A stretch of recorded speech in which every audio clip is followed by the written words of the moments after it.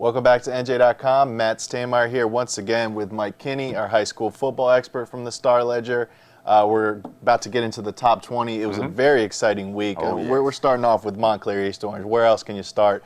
The number 6 Mounties upset, mild upset, the number 5 rated East Orange campus. But I think what was so surprising was how lopsided the score was. A 35-7 victory by Montclair. Probably wasn't even that close. Khalif Herbin did his thing again, rushed for 3 touchdowns, threw for another. But the Montclair defense was lights out that game also. Yeah, I thought that was What stood out to you? Yeah, exactly. I thought that was the story. Khalif Herbin didn't do anything that surprised me. 207 yards rushing, 3 touchdowns, like you said. Not surprised, that's what Khalif Herbin does, and we've come to love him for that. Defensively, Montclair has showed some holes, a few holes against St. Joe's, against West Orange. They showed that people can score against them. East Orange couldn't score. East Orange couldn't move the ball against them.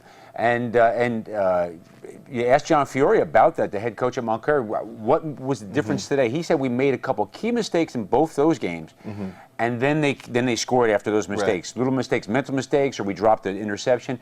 We didn't make any mistakes against East Orange, and that's absolutely right. Julian Pinnock-Zoderick was amazing at the line of scrimmage, both lines of scrimmage, but defensively, so much pressure. He allowed the linebackers to have access to the ball carriers. East Orange's running game, which has been great, was shut down. And the key was that stop at the 1-yard line. Dante Bellamy came out with that big tackle on 4th and goal from the 1. Early in the game. Early in the game, 4 minutes into the game, 4:30 into the game. Changed the tide of the game. Montclair rolled from there behind Khalif. That defense was outstanding. And you're right, and Mike wrote a really nice game story if you can pull it up. I mean, the defense was so fast, Montclair's defense, to the ball. And what shocked me is they were playing against a very fast team, one of the fastest, most athletic teams in the state. And Montclair just, they were just, everyone was going to the ball. Montclair did the kinds of things that you said, wow, these guys can win the state championship. There's no doubt about it. And not just defensively, but like Will Klein knocking 3 balls on kickoffs into the end zone. They just have so many components that really blossomed and came, to light against East Orange that, wow, these guys have components at every area of the game. They have no weakness whatsoever, and man, stop them. And Khalif Herbin, side note, set the career touchdown record for Montclair, and that is a school where they know how to play football. Aubrey Lewis, Ed, Justin Ash, 2 of the best running backs the state's ever seen, had the record at 49, and Khalif passes him. Khalif's a quarterback. Remember, he's not a running back. He's not one of those great Montclair tailbacks. Montclair knows how to produce tailbacks, but Khalif's a quarterback. Hats off to Khalif. Moving down to South Jersey, we kind of had another mild upset. Camden Catholic, they took down Pennsauken. That's going to get Camden Catholic into the top 20. This is a very solid program year in and year out. We kind of forgot about them a little bit. And here they are. But they have a tough test coming up against Morristown, right? They have a really tough test against Morristown. Morristown is not a joke. Andrew Lisa is a very good quarterback. He is one of the more efficient guys in South Jersey. He passes about 65% or something like that. Outstanding with a lot of people around him and a pretty good running game. So this is a tough test for Camden Catholic, especially when you come off a big game. Like that, you beat Pennsauken, you beat Manny Cortez, who's one of the better quarterbacks around. You handle that in such a crazy emotional game too. This game was won with 28 seconds left. Jared Alwyn with 28 seconds left scores the touchdown to win the game for Camden Catholic.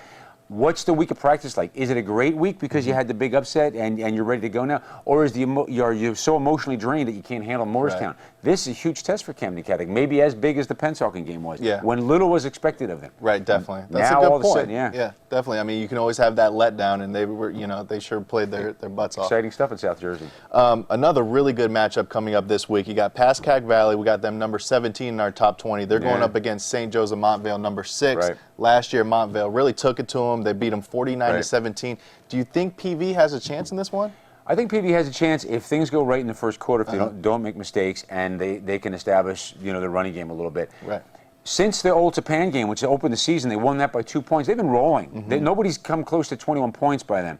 Now, St. Joe's, I think that's a different animal, and you got to pick St. Joe's for sure. But Pascack Valley right now playing with the kind of confidence that they have, and the way they've just been beating people really soundly. I don't know. If that first quarter goes right for them, I'd be a little worried if I'm St. Joe's. They get the confidence, the momentum, they're playing good football right now, and they're a different team than last year. They're a much better team than last year. This is not the same Pascack Valley team that lost to St. Joe's. This is a much sounder football team. This is definitely a game to keep your eye on this week, and that'll be one of the best ones of the weekend. Make sure you're checking out the high school football blog. Mike Kinney has that covered at NJ.com. He's on Twitter now. Follow him on Twitter. And also pick up the Star Ledger. Make sure you do that too. We'll see you next time.